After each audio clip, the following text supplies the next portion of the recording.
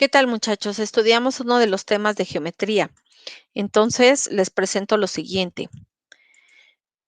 Este es los ángulos formados por dos rectas paralelas y una secante. Cuando tenemos dos rectas que se cruzan, se forman cuatro ángulos, como son las rectas oblicuas. Pero si son dos rectas paralelas cortadas por una transversal, se van a formar ocho ángulos. Aquí podemos observar que tengo dos rectas paralelas, L1 es paralela con L2, y voy a trazar una transversal, o también se llama secante, que me va a determinar 8 ángulos. Vamos a nombrarlos. Cada uno de estos le voy a poner un número. Ángulo 1, ángulo 2, ángulo 3, ángulo 4, ángulo 5, ángulo 6, ángulo 7 y ángulo 8. Ahí están los 8 ángulos que nombramos. Si empezamos a hacer observaciones en la figura, nos podemos dar cuenta, una observación muy sencilla, que algunos quedan por dentro de la misma. Si nos damos cuenta, los ángulos que quedan al interior de la figura son el ángulo 3, el ángulo 4, el ángulo 5 y el ángulo 6.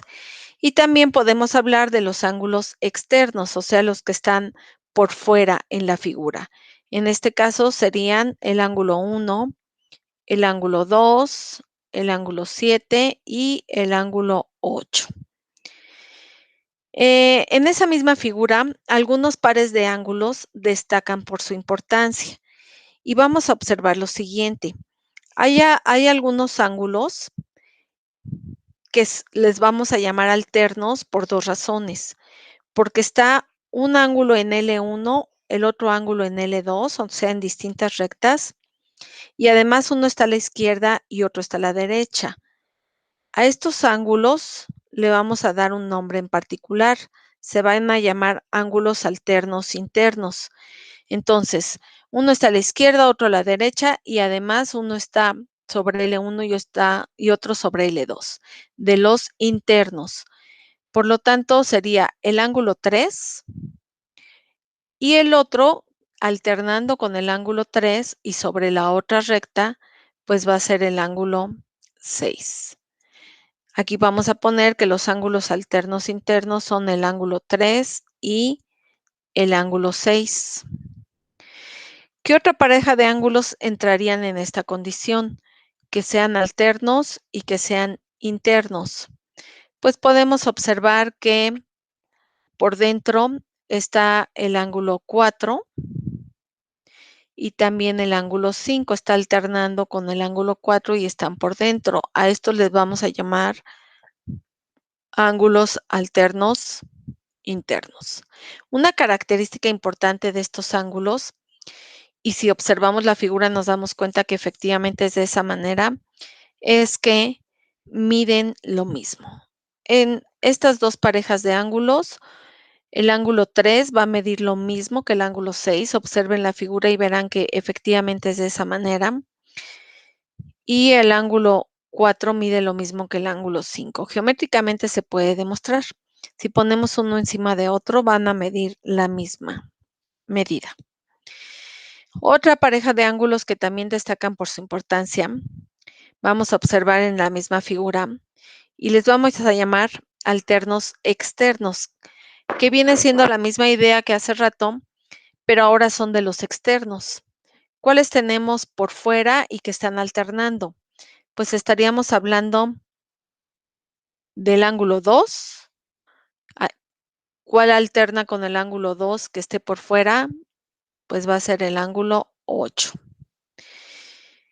Y por otro lado tenemos otro par de ángulos que son alternos externos.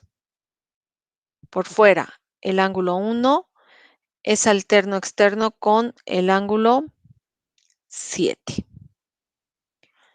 Muy bien. Entonces los ponemos aquí, que el ángulo 1 y el ángulo 7 son alternos externos, y habíamos dicho también que el ángulo 2 y el ángulo 8 son alternos externos. En estas parejas de ángulos encontramos la misma característica y observando la figura podemos dar cuenta que efectivamente el ángulo 1 va a medir lo mismo que el ángulo 7.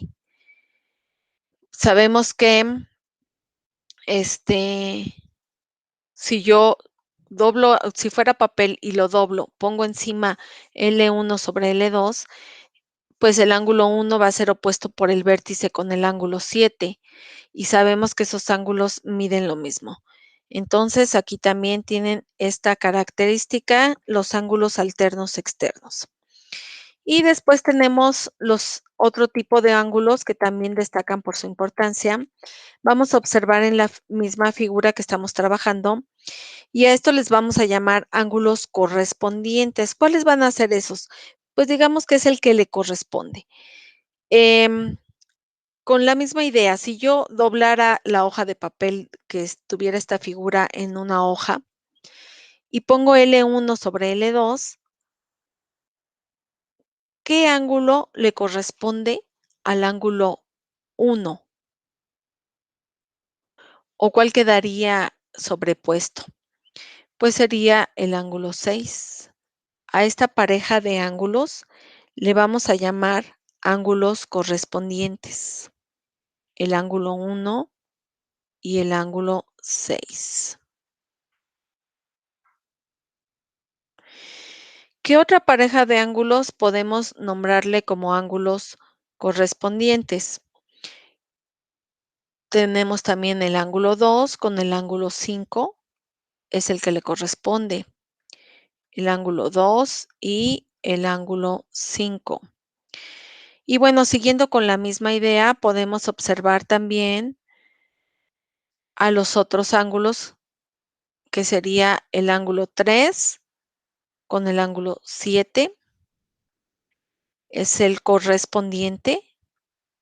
También podemos decir que los ángulos correspondientes se ubican en diferentes rectas, o sea, uno está en L1, el otro está en L2, pero eso sí, están del mismo lado, ya sea ambos del lado izquierdo o ambos del lado izquierdo, derecho, perdón. Y bueno, también podemos hablar de la otra pareja que nos está faltando, que sería el ángulo 4 con el ángulo 8. Estos son ángulos correspondientes.